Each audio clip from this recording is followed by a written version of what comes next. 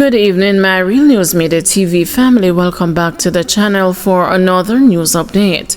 And in the news of this evening, Westmoreland police list a man as a person of interest.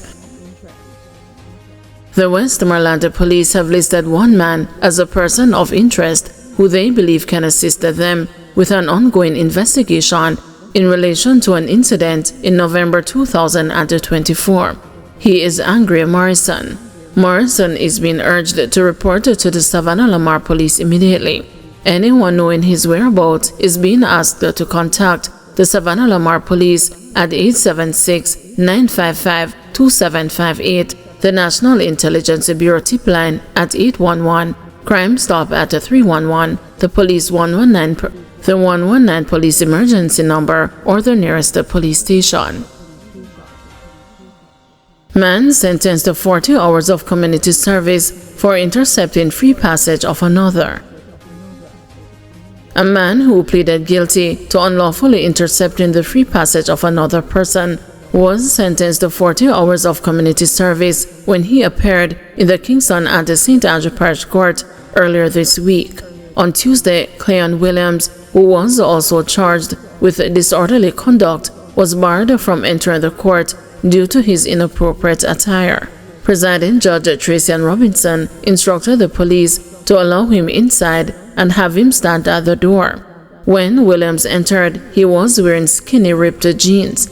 Judge Robinson questioned whether he was aware of the setting he was coming into. Williams responded that he had lost everything and was in the process of starting over in life. The prosecution then proceeded with taking his plea, during which Williams attempted to explain himself, but Judge Robinson advised him that he could only speak after entering his plea. Williams pleaded guilty to both charges, but explained that the disorderly conduct stemmed from being held in custody from early morning to afternoon without being checked on.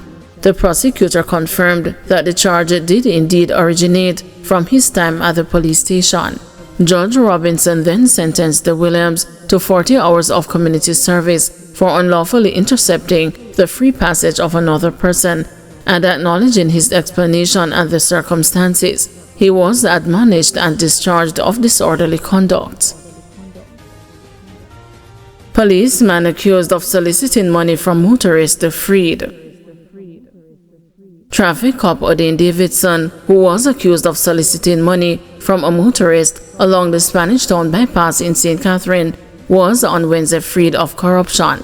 The constable, who is attached to the St. Catherine North Traffic Department, was acquitted after acting senior parish court judge Janelle Nelson Gale upheld a known case submission from his attorneys John Jacobs and DeAndre Buchanan.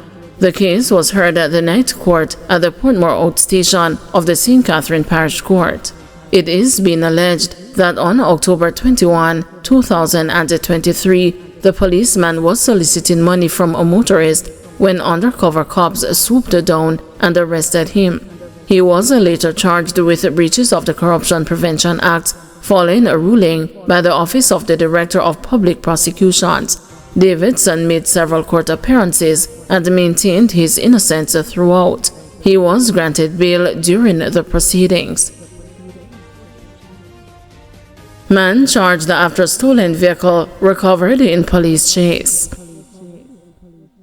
A 27-year-old corporate area man has been charged after he was allegedly caught driving a vehicle that was stolen in Portmore, St. Catherine, and he attempted to elude the police. Timothy Lofton, otherwise known as Timmy, of Chisholm Avenue in St. Andrew, was on Tuesday charged with simple larceny. A court date is to be set. According to reports from the Hunts Bay Police, around 12:30 p.m. on Tuesday, cops from the St. Andrew South Division observed Lofton driving a black Subaru Impreza G4 motor car along Spanish Town Road after they received a radio transmission informing them that it was stolen. The car was reportedly stolen from Parker Circle East in Passage Fort, Portmore, St. Catherine. Police signaled Lofton to stop, however he allegedly disobeyed and attempted to flee. They pursued the vehicle and intercepted it along the thoroughfare. Lofton was removed from the vehicle, taken into custody, and later charged. Body believed to be that of missing contractor found in Old Harbor. Detectives assigned to the St. Catherine North Police are currently at a location in Thetford, Old Harbor, where a body believed to be that of a missing contractor was found. The contractor, 43-year-old Humphrey Brown of Willowdene, Spanish Town, St. Catherine, has been missing since July 11. It is reported that about 11:50 p.m., Brown received a phone call and left home in his Mercedes-Benz motor car. He has not been seen since.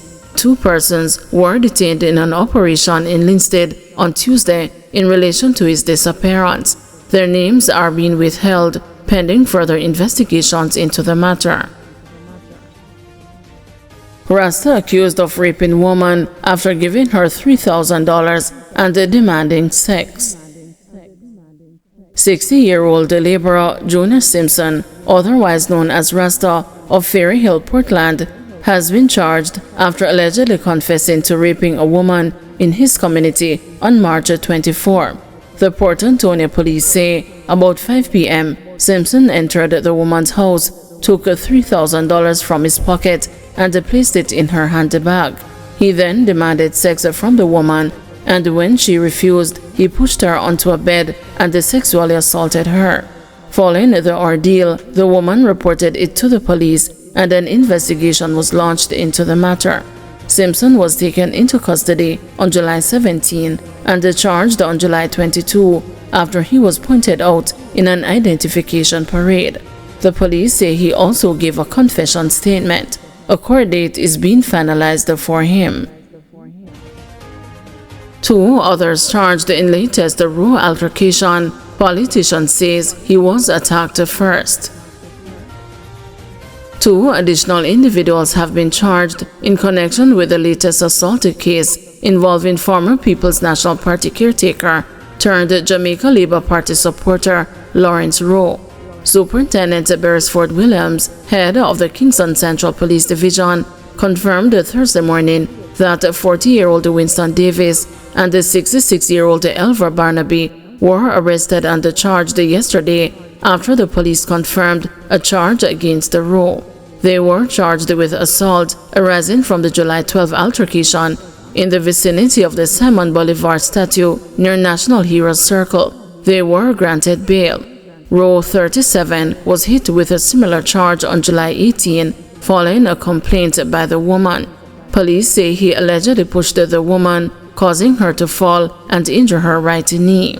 Rowe has maintained that he was attacked first during the confrontation as he and 2 female friends were walking to a shop, according to his police complaint statement dated July 18. The police say Rowe complained that while he was in a dispute with the woman, Davis intervened by grabbing his hand. During that episode, Davis's fingernail reportedly scraped Rowe, causing a wound that bled. Davis was charged with assault occasioning bodily harm. The police say the elderly woman was charged with a common assault against Rowe. It's alleged that the politician and the woman got into a verbal altercation which turned physical after the woman allegedly splashed water from a bottle into Rowe's face. In his statement, Rowe alleged that during one of the woman's attempts to splash the water, he pushed her hand away, causing her to lose balance and to fall to the ground. All 3 are to appear in the Kingston and St. Andrew Parish Court on July 31. This marks the second time Rowe has been charged in less than 2 months. On June 2, Rowe was charged with assault at common law following the circulation of a viral video that showed him confronting a man with a knife. In the video, which sparked a public backlash, Rowe was seen with a knife held behind his back, approaching another man and saying, "Do what you need to do, cause you're bad." The man later filed a complaint with the police, prompting the initial charge. Rowe was granted station bail.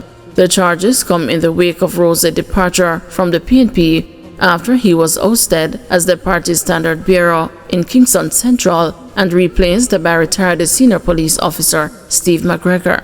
He has since joined the GLP and was a featured speaker at a party rally in the constituency on Sunday.